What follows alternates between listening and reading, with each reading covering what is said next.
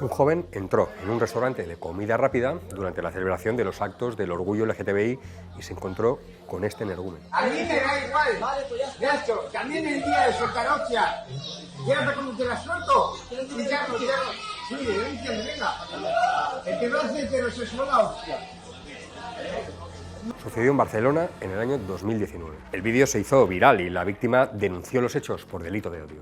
Pero hace tan solo unas semanas, la Audiencia de Barcelona absolvió al acusado. Considera que esos insultos y esas vejaciones respondían a la forma de vestir del joven, que consideraba inapropiada ante la presencia de menores, y no a su condición sexual, que no había prejuicio ni intencionalidad homófoba, dice. Entonces, ¿qué es un delito de odio?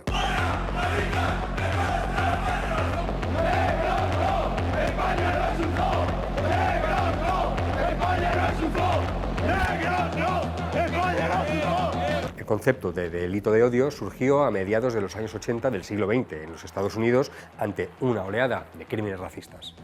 La selección de las víctimas por su color de piel, por su religión, por su origen o por su orientación sexual, entre otros motivos, hacían que estos ataques trascendieran a la persona que los sufría. Eran los delitos cometidos por motivos de raza, de color de piel, de religión, de nacionalidad, de orientación sexual, de género, identidad de género o discapacidad. Estos ataques en los que la víctima es seleccionada por su condición o por su identidad son considerados ataques contra toda la comunidad. Un aviso contra todas las personas de determinadas características. Y aunque siempre habían existido este tipo de ataques racistas, homófobos y de otros tipos motivados por el odio, las luchas históricas de estos colectivos lograron que poco a poco se fueran reconociendo sus derechos. Y como sucede ante el avance de los derechos y de la igualdad, las reacciones suelen ser siempre violentas y denigrantes. También ahora, los colectivos que eran víctimas habituales de estas violencias y de estos discursos de odio pedían que se reconociera que había un tipo de violencia específico que venía motivado simplemente por su existencia, por ser como eran, porque alguien les ponía una diana, les difamaba y los culpaba de todos los males, y luego otros ejercían la violencia contra ellos.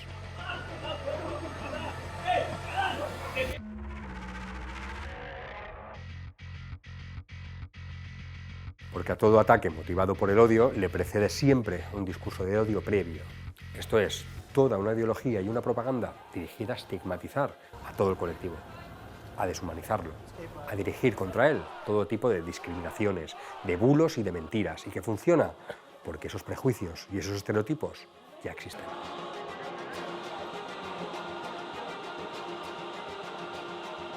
En 1995 se incluyó en la legislación española el agravante por discriminación. Fue en el artículo 510 del Código Penal. Pero no se había adoptado la definición ni el marco de lo que se conoció luego como delito de odio. Hacía tan solo 3 años que un grupo neonazi había asesinado en Madrid a Lucrecia Pérez, una trabajadora migrante, negra, pobre, de origen dominicano. También los grupos neonazis habían matado en Barcelona a Sonia Rescalvo, una mujer transexual. Y en toda Europa los ataques racistas y la violencia neonazi hizo saltar todas las alarmas. En otros países empezaron entonces a desarrollar políticas de prevención y de sensibilización contra el odio y la violencia de la extrema derecha, y también a adaptar la legislación a este tipo de delitos.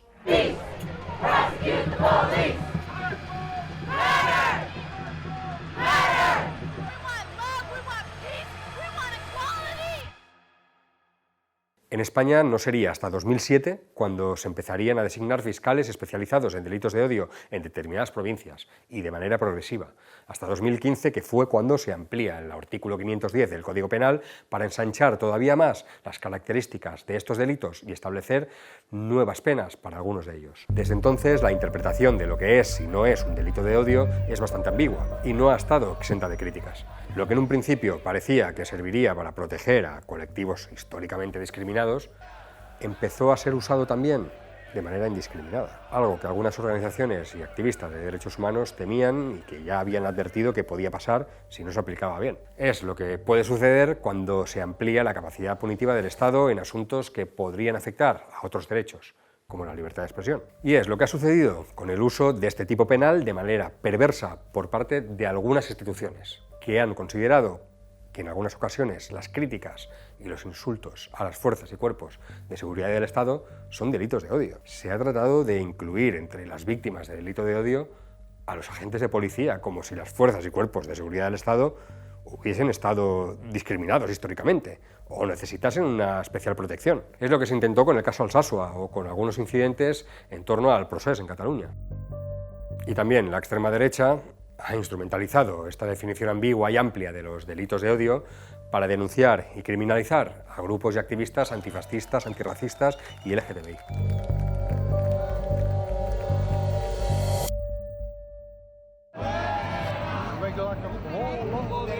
Y es que en España se considera que los partidos políticos de extrema derecha e incluso los neonazis pueden ser también víctimas de delitos de odio o de discriminación. Sí, los nazis víctimas de delito de odio, discriminados por ser nazis. Los odian por ser nazis y eso no puede ser. No hay que discriminar a los nazis. Lo dijo la propia Fiscalía en una circular en 2017. Pero tanto el Tribunal Supremo como el Tribunal Superior de Justicia de Cataluña, numerosos expertos, juristas, organismos internacionales y hasta el Tribunal Europeo de Derechos Humanos lo han dejado claro. Un delito de odio ha de dirigirse contra un colectivo vulnerable o susceptible de discriminación. Pero la definición es tan amplia que da cabida a múltiples interpretaciones. No todo es un delito de odio ni odiar es delito. Los llamados delitos contra los derechos fundamentales, donde encaja el delito de odio, dependen en gran medida de la subjetividad de quien aplica la ley. Y es que la legislación española contempla el agravante ideológico en algunos delitos a partir de una premisa esencial. En España, cualquier ideología está amparada por la ley, incluida la ideología nazi. Hay organizaciones legales que son racistas, machistas, homófobas, fascistas o abiertamente nazis, y todas ellas hacen uso de su libertad de expresión para difundir su odio. Entonces, ¿dónde está el límite? No es solo el delito de odio o el artículo 510 del Código Penal lo que sanciona determinadas acciones o discursos que entran en colisión con otros derechos y libertades como la libre expresión. Son muchas las leyes que siguen siendo usadas para coartar derechos y libertades, y no precisamente de aquellos que siguen difundiendo el odio impunemente. Otra de las interpretaciones interesadas de los delitos de odio tiene que ver con la definición de antisemitismo y el odio a las personas judías. En 2020, el gobierno español asumió la definición que proponía la Alianza Internacional para el Recuerdo del Holocausto, la IHRA, que incluía las críticas a Israel como antisemitismo. Y se aprobó a pesar de las advertencias de numerosas organizaciones de derechos humanos, algunas también judías, que habían denunciado que esta acepción de antisemitismo estaba sirviendo a los estados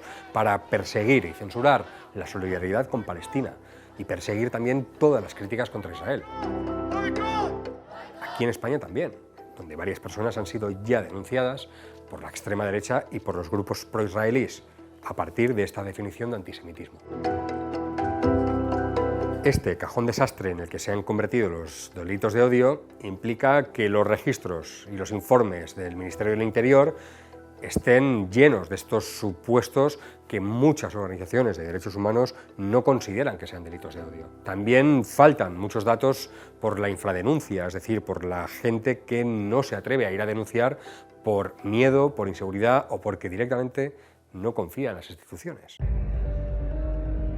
Los datos de Interior están basados en las denuncias recogidas por las fuerzas y cuerpos de seguridad del Estado, aunque luego los jueces desestimen a menudo su interpretación de lo que es un delito de odio. Es esencial recordar la importancia de la visibilización de los delitos de odio en la sociedad española en general. El debate sobre lo que son los delitos de odio en España sigue en marcha. Hay opiniones e interpretaciones para todos los gustos. Falta todavía mucha pedagogía para prevenir, porque siempre la prevención, la educación y la sensibilización son mucho más efectivas que las medidas punitivas, sobre todo porque siempre toda esa ley que creemos que se usará con buenas intenciones puede acabar siendo usada para otros fines.